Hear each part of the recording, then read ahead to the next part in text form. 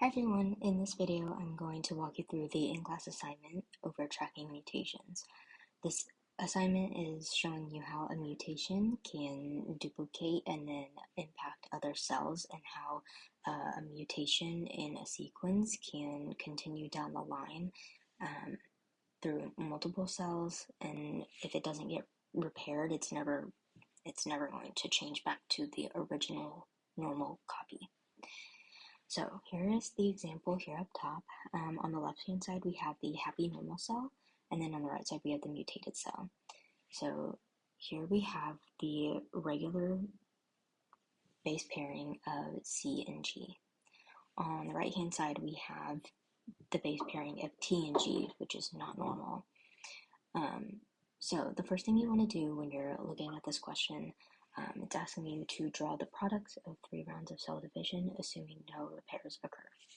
So the first thing that you're going to do is look at the 2 mutated lines. So you're going to be looking at the mutated cell, and you're going to take the 2 lines and you're going to drop them down into your first cell.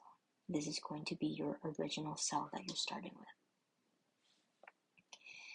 So again, you're going to leave that mutation in there. Here's the mutation, your T base pairing with a G, which is not normal, but you're going to keep it because that's the cell we're working with. The next thing that you're going to do is when this cell splits in half, so half of it is going to go in one cell and the other half is going to duplicate in another. So the easiest way to do this is your top cell goes to one side, or your top strand goes to one side, and your bottom strand goes to another. I like to do my top strand on the left and my bottom strand on the right. So again, you'll just copy it over, and it's important that the top strand, whatever the top strand is, stays on top, and the same goes for the bottom. So remember, top on top, bottom on bottom. This is just because when it duplicates, it's going to duplicate the exact same way. It's going to stay on top and bottom. So the next thing that you're going to do is do your regular base pairing rules. So T's and A's, G's and C's. Okay, so that's 1/2, and then go back to your right side and you're going to do the same thing. You're going to realize quickly that this activity is a lot about just base pairing rules. Okay, so once you've done that, you're going to follow your same steps, top on top, bottom on bottom, and it's going to split off into a second generation. Okay, and then let's do the same thing for the right side. Top on top, bottom strand stays on the bottom. Okay, and then you're going to do the same thing and do your base pairing rules. So again, you get a lot of practice with this activity, doing your base pair rules.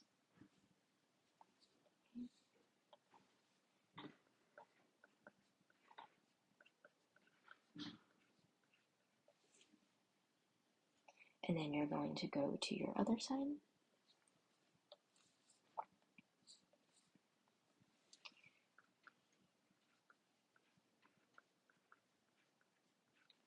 Okay, and then you're going to do your last one.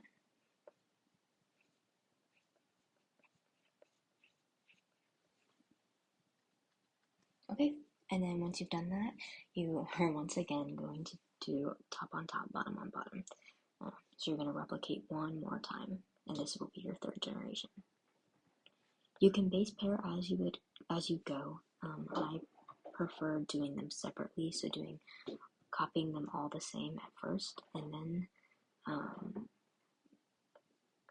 figuring out like the opposite strand. But you can also do like figure out the entire cell itself, both strands at the same time. I just find doing them separately helps me make sure that I duplicate the strands correctly, because that is a big part of this, is staying organized. Alright, and then the last thing I'm going to do is go through and base pair like regular.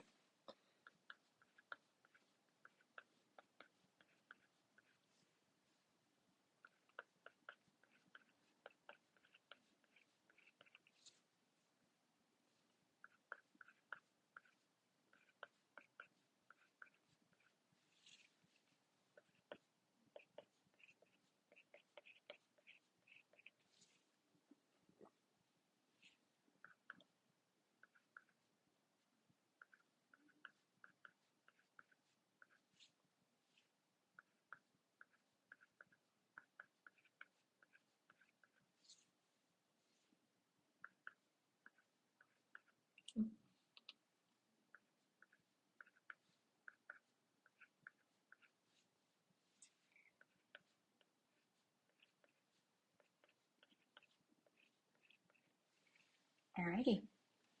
And then once you're finished with all of your generations, so again, you have your original, then your first generation, your second generation, and then lastly your third generation, you're going to look at which cells have the mutated copy. So if we go back to the original here, the mutation was that AT, so it was actually that T right there. But as you can see, the T follows half of the cells. So this, because a repair never occurred, that mutated T stayed in half of these cells because it just kept getting multiplied, it kept getting copied, it was never changed. Where here on this side, on the right side, you see that regular base pairing occurred. So the G base paired with the C, and there was no mutation. So the non-mutated copy was on one half.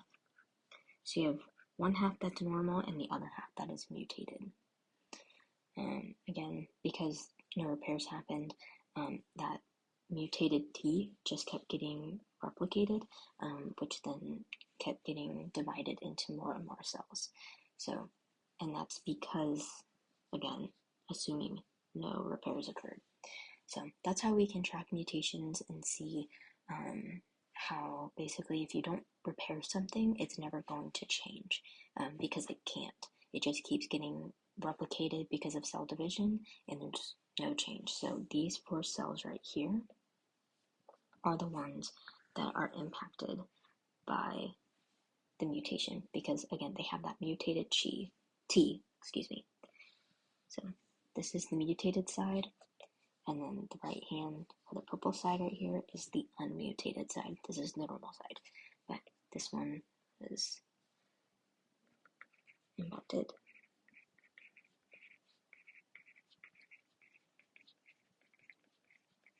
by the mutation. Okay, so here's again another copy of that. After 3 rounds of 4 cell division, these 4 cells are impacted. I hope this video helped you understand tracking mutations. It's not a super hard concept, but it's about staying organized. So I definitely recommend you either color code or just make sure that when you're splitting the cell in half and you're duplicating, that you're accurately duplicating your strands. Just double check your work, and then you should be good to go. So I hope this video helped. Here's a cleaner version. And let me know if you have any questions, and thanks for watching.